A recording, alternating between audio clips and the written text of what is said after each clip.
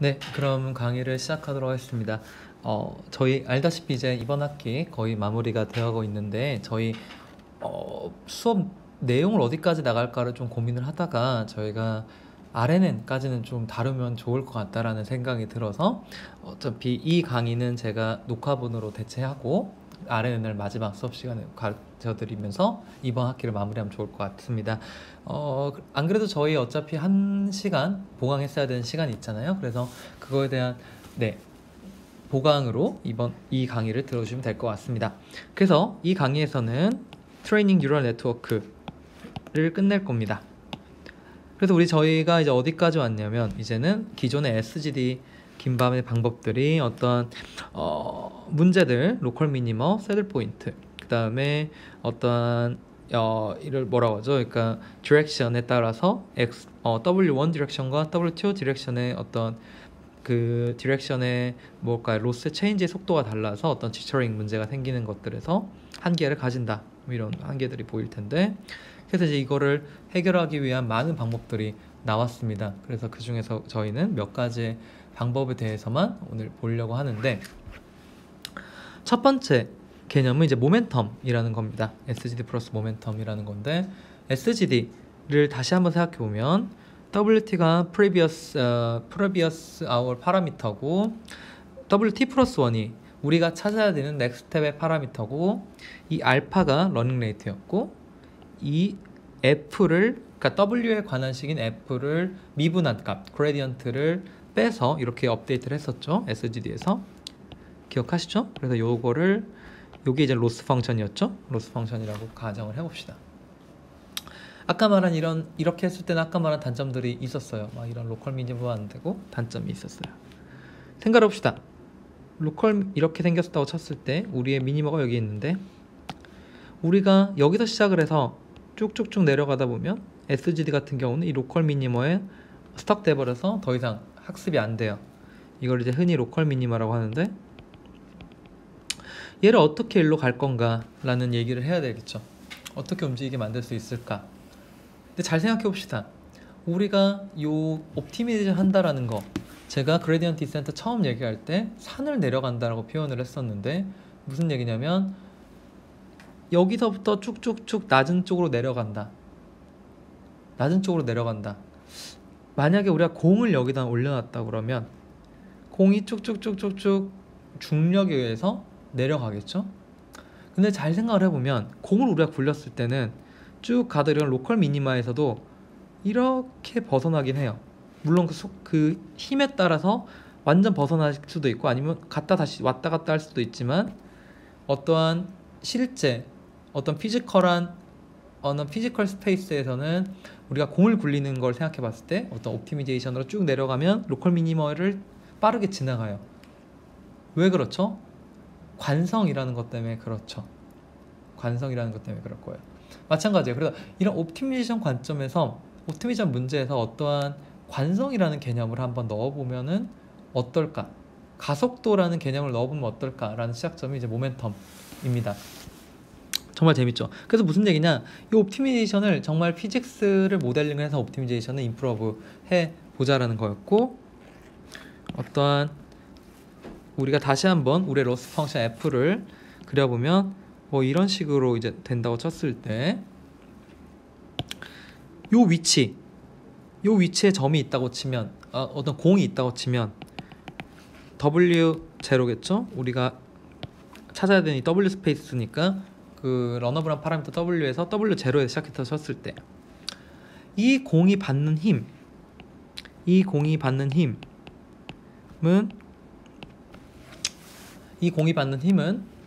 어떻게 표현될 수 있냐면, 이 폴스는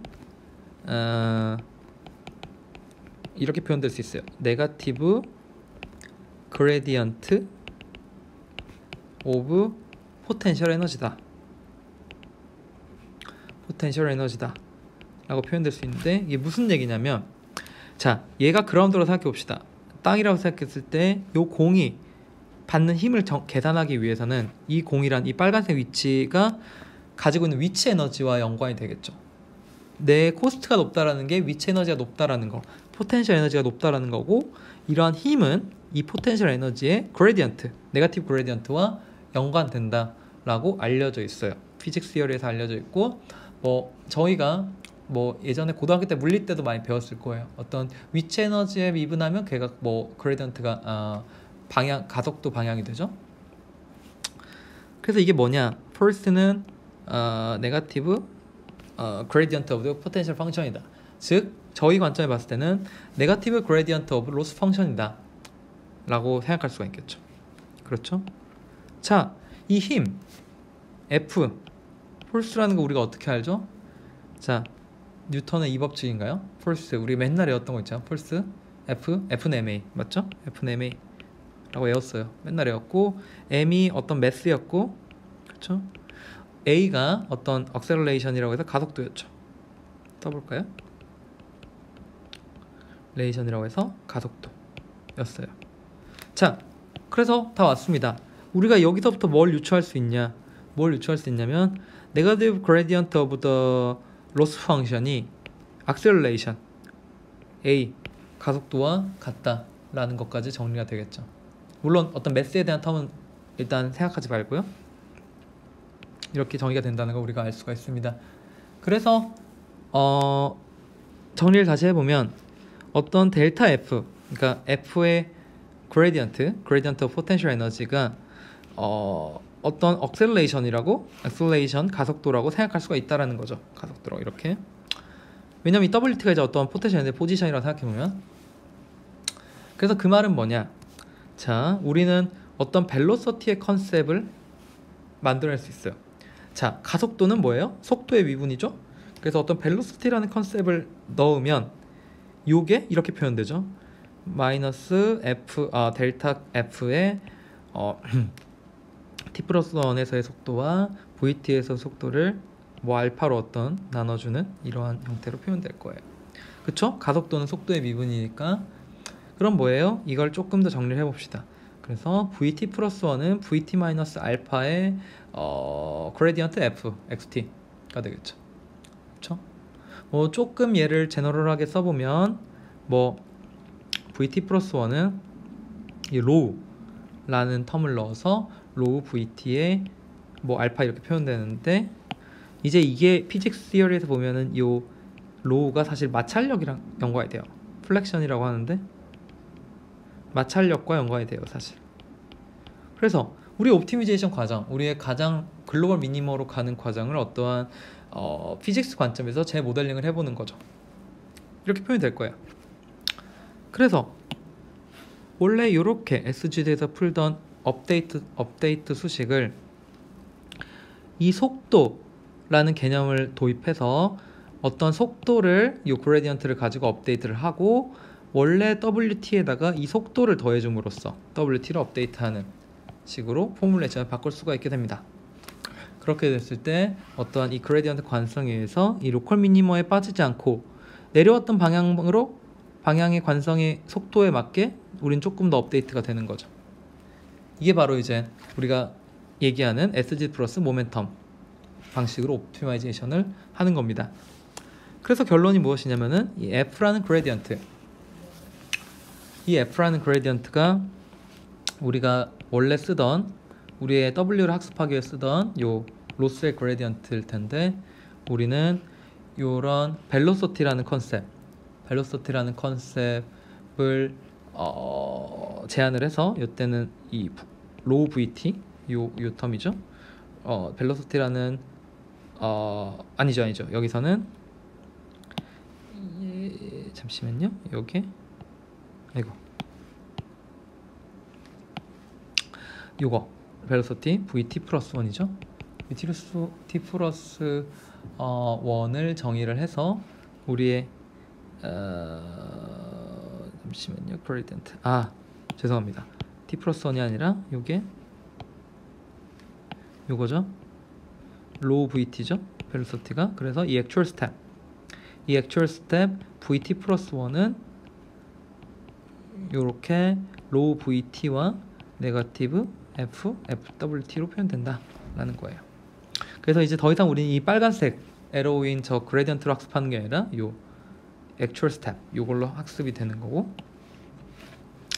그 velocity를 어떤 running means of gradient로 정의를 내려서 이 low는 이제 플렉션인데 어떤 뭐 0.9, 0.009 정도를 넣어서 조금 더 우리가 글로벌 미니멈으로 더 잘 가도록 할 수가 있게 되겠다라는 게 이제 SG 플러스 모멘텀의 기법입니다.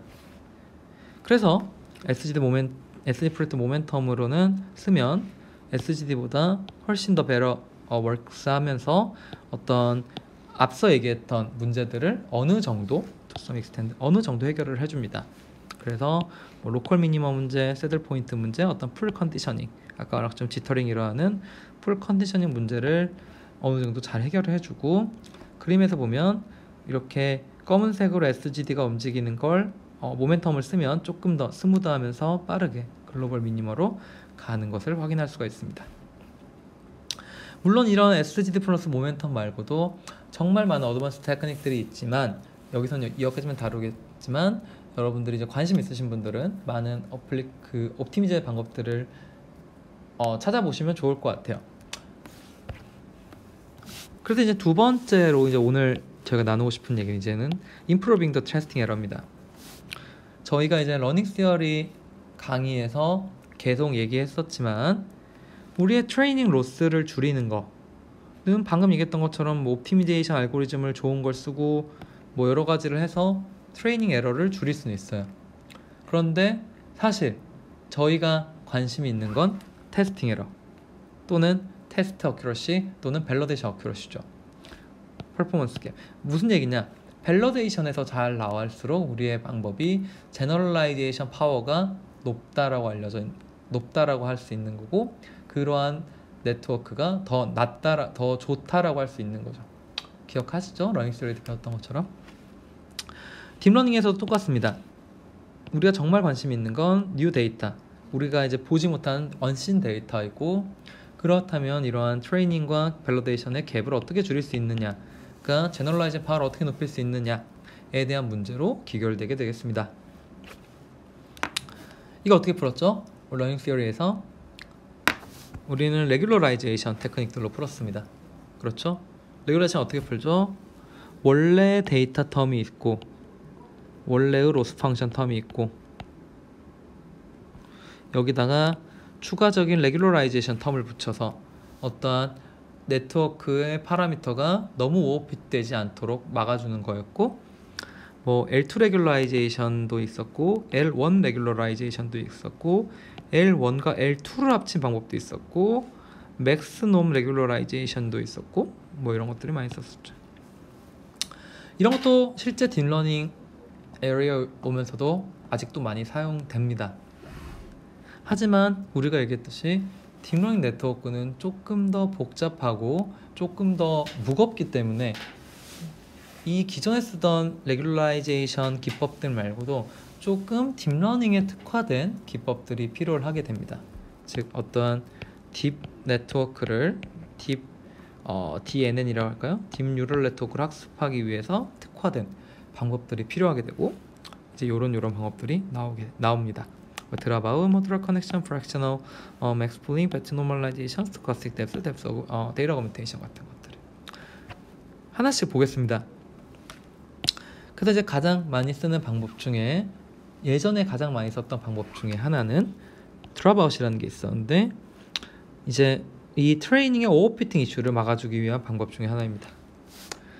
개념은 정말 간단한데 어떻게 하냐면, 우리의 네트워크가 이제 이런 식으로 뉴럴넷이 있을 때 인포워드 패스에서 각각의, 그러니까 이터레이션 돌면서 포워드를 쭉쭉 돌잖아요. 각각의 포워드 패스에서 랜덤하게 몇 개의 뉴런을 0으로 만들어 버리는 거예요. 예를 들어서 뭐 이 뉴런들을 다 0으로 만들어 버리는 거죠.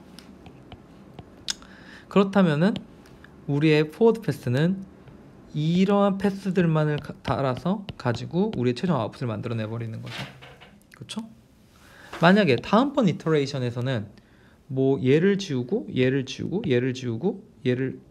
지워서 뭐 얘 이렇게 얘네들만 가지고 어떤 에스티메이션 한다라고 하면은 네, 하겠죠. 네, 그게 이제 바로 드랍아웃에서 쓰는 방법인데, 이렇게 하면은 왜 좋냐? 어떠한 네트워크, 이러한 이 패스들을 생각했을 때 이 네트워크가 어떠한 몇 개의 몇 개의 패스들, 즉 몇 개의 파라미터들만 성능을 높이는데 컨트리뷰션을 하도록 하지 않는 거죠. 뭐 우리 저희 잘 알겠지만 무임승차라고 그러죠. 많은 사람들이 이 고를 우리가 원하고 있는 태스크의 성능을 높이기 위해 도움을 주길 바라는 거고, 그 관점에서 랜덤하게 지어가면서 자 이번에는 너네들끼리 한번 해봐, 이번에는 너네들끼리 한번 해봐, 이런 식으로 여러 개 랜덤하게 샘플링을 해서 학습을 하다 보면 네트워크가 점점 더 각 모든 파라미터들이 네트워크의 성능을 높이는데 컨트리뷰션을 하게 될 거고, 오버피팅도 방지하면서 성능을 높일 수가 있게 되는 거죠. 이게 바로 드랍아웃의 가장 큰 핵심이고, 이때 드랍 프라울리티, 드랍을 얼마큼 할 거냐는 이제 하이퍼 파라미터인데 기본적으로 0.5를 많이 씁니다. 그래서 이게 왜 이렇게 잘 될까를 얘기해주면, 제가 방금 들어왔던 예시와 비슷한 건데, 어떠한 우리의 네트워크가 어떤 리던던트한 레프렌테이션을 가지도록 노력하는 거죠. 그래서 어떤 피처가 코어댑테이션, 어떠한 여러 가지 피처가 동일한 역할을 하는 것을 방지하기 위함인 거예요. 그래서 만약에 우리가 랜덤하게 얘네를 지우면 이 두 개의 피처는 뭐 이게 고양이라는 클래시피케이션을 위해서 어떤 꼬리를 포커싱하거나 어떤 클로스를 포커싱할 텐데, 만약에 얘를 지워버리면 뭐 테일, ears, 그 다음에 뭐 이런 거를 보면서 캣이라고 클래시피케이션 하도록 학습이 될 거예요. 이런 식으로 드랍아웃이 설계가 된다. 이게 이제 어떻게 보면 이 드랍아웃이라는 컨셉이 우리 처음에 알렉스넷 얘기했었죠. 알렉스넷이 처음 나올 때 이 드랍아웃이라는 컨셉을 써서 성능의 임프로를 많이 했습니다. 그래서 딥러닝이라는 게 아까 얘기했지만 그냥 단순히 뉴럴넷을 복잡하게 쌓는 것도 중요하지만 걔네들을 잘 학습하기 위한 테크닉들에 대한 연구들이 중요하다라는 거고요. 또 다른 이해, 그러니까 이 드랍아웃이 왜 잘 되는지에 대한 또 다른 해석으로는, 이 드랍아웃이라는 거는 그러니까 트레이닝 때 여러 개의 섭샘플들을 가지고 학습을 하는 거잖아요. 여러 개의 섭 파라미터 셋을 가지고 학습을 하는 거니까 어떤 앙상블 효과가 있는 거예요. 그러니까 어떠한 작은 모델들의 섭샘플된 모델들의 앙상블 효과가 있는 거죠. 그래서 이제 이 앙상블이라고 하는 거는 사실 머신러닝에서도 많이, 예전 머신러닝 시대 때도 많이 썼던 개념인 건데, 어떠한 하나의 골을 위해서 우리가 머신을 뭐 M1, M2 뭐 이렇게 여러 개의 머신을 두고 인풋 하나에 대해서 프로세싱을 해서 이렇게 앙상블을 하도록 하면 성능이 올라간다라는 게, 앙상블을 하면 올라간다라고 하는 게 예전부터 많이 쓰던 앙상블 시어리인데, 이러한 개념, 이러한 컨셉으로도 이해할 수가 있는 거죠.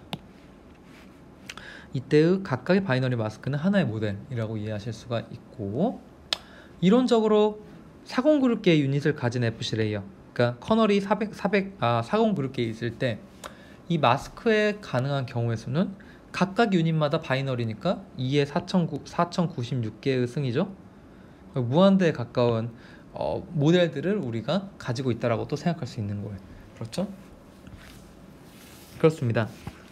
그래서 이걸 조금 더 이해를 해보고 싶으면, 드랍아웃이라는 거는 요 인풋, 예를 들어 이미지면, X가 이미지면 Z라고 하는 랜덤 마스크를 통해서 아웃풋을 만들어내는 거로 할 때, 이렇게 포뮬레이션 할 때 우리가 어떤 average out the randomness, 그러니까 테스팅 타임에서는 이러한 트레이닝 때 랜덤니스를 에버리지해서 하고 싶다 라는 측면에서 이제 어떤 모델 앙상블이라고 볼 수 있고, 얘를 어떤 Z에 관한 텀으로 평균을 내면 이런 식으로 될 텐데, 이런 식으로 되겠습니다. 그쵸? 그래서 홀 파서블한 Z를 가지고 이렇게 우리가 가지고 있는 인풋에다가 프로버빌티를 곱해서 어그리게이션 하면 우리가 원하는 인테그리티 된 Y를 얻을 수가 있다 라는 게 드랍 아웃이 되겠죠. 근데 문제가 발생합니다. 이 인테그럴을 계산하려면 이 파서블한 홀 파서블한 FZ, PZ, 홀 파서블한 PZ 아까 얼마였죠? 요 가능한 경우의 수를 가지는 홀 파서블한 PZ를 가져야 인테그랄을 할 건데 뭐 엄청 어렵겠죠? 당연히 엄청 어려울 거고, 그래서 이젠 이걸 어프록시메이션을 합니다. 어프록시메이션 하는데 어떻게 하냐면 아주 간단한 싱글 뉴런만 생각해보면 A를 만들어낼 때 X와 Y가 들어가서 W1과 W2를 가지고 웨이티드 썸을 하는 이걸 생각했을 때 원래 오리지널에서는 테스트 타임 때 그냥 이렇게 찾죠. 근데 우리가 드랍아웃을 하면 얘를 랜덤하게 지우면서 학습한다고 했죠. 그때 프로바빌티가 0.5면 우리의 F, 아웃풋 fx는 요 z에 대해서 서메이션 한다고 쳤는데 W1, W2가 각각 열고 닫을 확률이 0.5니까 4개의 경우의 수가 생기겠죠. 4분의 1, 4분의 1, 4분의 1, 4분의 1 생길 거고, 다 열린 경우, 하나만 닫힌 경우, 다 닫힌 경우, 다 열린 경우, 하나만 닫힌 경우, 하나만 닫힌 경우, 다 닫힌 경우가 이렇게 있어서 이걸 4분의 1로 다 서메이션 하면 2분의 1로 되는데, 이 싱글 뉴런인 경우는 이렇게 계산이 되는데 이게 뉴런들이 엄청 많아지면 계산이 안 되겠죠? 그래서 그냥 우리는 어프렉션을 해버립니다. 나의 오리지널 아웃풋에다가 나의 프로바빌티를 그냥 곱하는 걸로 우리는 테스팅 때 씁니다. 그래서 결론은 뭐냐? 나의 오리지널 네트워크 아웃풋이 요 W1 곱하기 X1 더하기 W2 곱하기 X2일 때 나는 이 프로바빌티 0.5로 드랍아웃을 트레이닝 썼다면 테스팅 때는 단순히 0.5를 곱해서 아웃풋을 만들어내는 거죠. 약간 어프록시메이션이긴 하지만 매우 잘 동작을 합니다. 그래서 테스팅 타임 때는 오리지널 아웃풋에 드랍아웃 프로바빌티를 곱해서 어떤 컴퓨터 에버리지를 수행을 하는 거죠. 그게 이제 드랍아웃이고, 뭐 많이 쓰는 방법 중에 또 하나는 이제 뭐 데이터 어그멘테이션이라는 기법이 있는데 이런 거죠. 우리의 이미지 셋이 있고 이제 우리가 이걸로 어떤 DNN을 돌리고 이때 이제 로스를 계산하는데 이 오리지널 이미지에다가 랜덤한 트랜스포메이션을 먹이는 겁니다. 랜덤 믹스 또는 컨비네이션 오브 더 트랜스포메이션들을 먹이는데 어떤 지오메트릭 트랜스폼이라든지 막 트랜슬레이션도 받고 로테이션, 뭐 스트레칭, 뭐 이런 것들을 지오메트릭 트랜스폼도 하고 렌즈 디스토션 또는 뭐 랜덤 크로핑과 같은 트랜스폼 또는 뭐 컬러 지터링 같은 트랜스폼들을 먹여서 요 오리지널 데이터의 어떤 개수를 늘려주는 효과인 거죠. 이게 이제 무슨 효과가 있는 거냐면 이론적으로 우리가 가질 수 있는 데이터는 제한적인데 우리가 학습해야 되는 매니폴드, 우리가 학습해야 되는 프로바빌티는 사실 내가 가지고 있는 트레이닝 셋보다 훨씬 많은 거잖아요.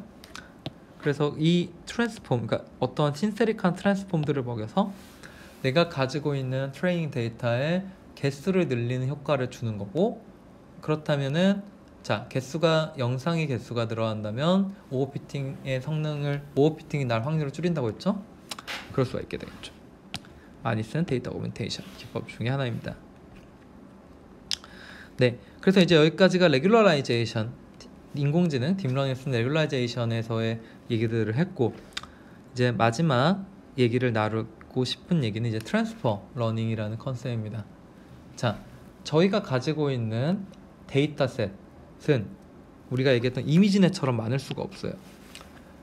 우리 데이터셋이 많으면 많을수록 우리의 네트워크는 점점 더 성능도 올라가고 제너럴라이징 파워도 좋아진다라고 얘기를 했지만 현실로 우리가 가지고 있는 데이터셋들은 그러지가 못하죠.